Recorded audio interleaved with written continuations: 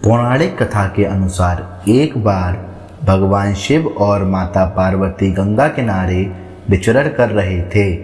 उसी क्रम में घूमते दोनों गंगा के घाट पर पहुँचे, जहाँ माता पार्वती ने देखा कि हजारों लोग गंगा में स्नान करने के बाद शिव का नाम लेते हुए बाहर आ रहे हैं, पर किसी के भी मुख पर मुस्कान नहीं दिख रही। यह देख माता पार्वती को आश्चर्य हुआ। तब माता पार्वती ने शिवजी से पूछा, स्वामी, जब गंगा को पाप नाशनी माना जाता है, फिर मुझे ऐसा क्यों प्रतीत हो रहा है कि इन लोगों को अपने कार्यों पापों से मुक्ति नहीं मिली है? क्या गंगा पहले की तरह पवित्र नहीं रही? तब भगवान शिव ने माता पार्वती से कहा, हे प्रिय, गंगा तो पहले की तरह ही निर्मल और पवित्र है, पर जो लोग इसमें डुबकी लगाकर बाहर आ रहे हैं, उन्हें वास्तव में गंगा में स्नान किया ही नहीं है। शिव के मुख से ऐसी बातें सुनकर माता पार्वती को फिर आश्चर्य हुआ। उन्होंने शिव जी से कहा कि यह कैसे संभव हो सकता है? क्या आप देख नहीं रहे कि ये सभी स्नान करके आ रहे हैं? इनके कपड़े भी अभी तक भीगे हुए हैं। माता पार्वती के सवाल का जवाब देते हुए शिव जी ने कहा, हे प्रिय, ये सभी सिर्फ जल में डुबकी लगाकर निकल रहे हैं। कोई भी गंगा के पवित्र जल में स्नान नहीं कर रहा है। इस रहस्य में तुम्हें आज नहीं कल समझाऊंगा। यह कहकर भगवान शिव माता पार्वती के साथ वहाँ से चले गए।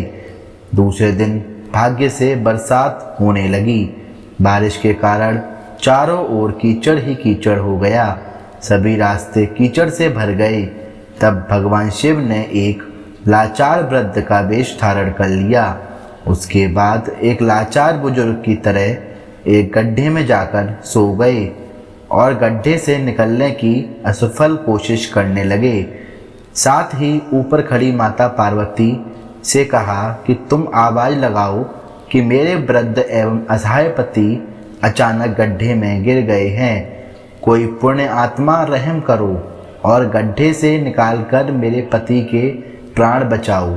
साथ ही भगवान शिव के कहे अनुसार माता पार्वती लोगों को ये बता रही थी कि जो कोई भी मेरे पति को बचाने आए, उसे विश्वास हो कि उसने अपने जीवन में कोई पाप नहीं किया हो, नहीं तो वो हाथ लगाते ही जलकर भस्म हो जाएगा।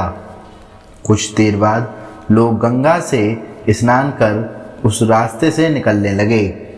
सभी लोग उस महिला की बात जरूर सुनते, लेकिन महिला को देखते ही सबके मन में पाप आ जाता। इसीलिए लोग लोक लज्जा और धर्म के डर से कोई भी उस महिला के पास नहीं गया। कई लोगों ने महिला रूपी माता पार्वती से यहाँ तक कहा कि तुम इस बुढ़े को मरने के लिए छोड़ क्यों नहीं देती। कुछ लोग तो ऐसे भी आए जिन्होंने पहले तो मदद करना चाहिए, लेकिन महिला की पाप वाली बात सुनने के बाद रुक गए। वे लोग ये सोचकर रुक जाते कि भले ही हमने गंगा में स्नान कर लिया है, लेकिन हम तो पापी हैं ही। इस तरह कई लोग आए और माता पार्वती की बातें सुनकर वहाँ से चले गए। शाम हो चली। तब भगवान शिव ने माता पार्वती से कहा, देखो प्रिय, गंगा में नहाने वाला कोई भी मुझे बचाने नहीं आया। उसी समय एक युवक हाथ में जलपात्र लिए हर हर करते हुए वहाँ से निकला। माता पार्वती ने उसे भी वही बात बताई और मदद मांगी। पार्वती की बातें सुनकर युवक का हृदय करुणा से भर आया। उसने शिवजी को निकालने की तैयारी की। पार्वती ने रोककर कहा कि भाई, यदि तुमने कोई पाप ना किया हो तो ही मेरे पति को हाथ लगाना, अन्यथा जलकर भस्म हो जाओगे। यह सुनकर उस युवक ने पूरे आत्मविश्वास के साथ पार्वती से कहा, माता, मेरे निष्पाप होने में तुझे संदेह क्यों होता है? देखती नहीं, मैं अभी गंगा नहाकर आया हूँ। भला गंगा में गोता लगाने के बाद भी कोई पाप रहता है क्या? मैं तेरे पति को बाहर निकालूंगा। उसने बूढ़े रूप में शिव जी को कीचड़ से बाहर निकाल दिया। युवक के इस काम से प्रसन्न होकर शिव पार्वती ने अपना असली रूप धारण कर लिया और युवक को आशीर्वाद देकर वहां से चल पड़े। तब रास्ते में शिव जी ने माता पार्वती से कहा, देखा प्रिय, इतने लोगों में से सिर्फ इस युवक ने पवित्र गंगा में स्नान किया। शिव जी ने पार्वती से कहा कि गंगा में स्नान करके लोग केवल शरीर को धो रहे हैं। इसी दृष्टांत के अनुसार जो लोग बिना श्रद्धा और विश्वास के केवल दंभ कर के लिए गंगा स्नान करते हैं उन्हें वास्तविक फल नहीं मिलता, परंतु इसका यह मतलब नहीं कि गंगा स्नान व्यर्थ हो जाता है। विश्वास के साथ किए गए गंगा स्नान का ही वास्तविक फल मिलता है।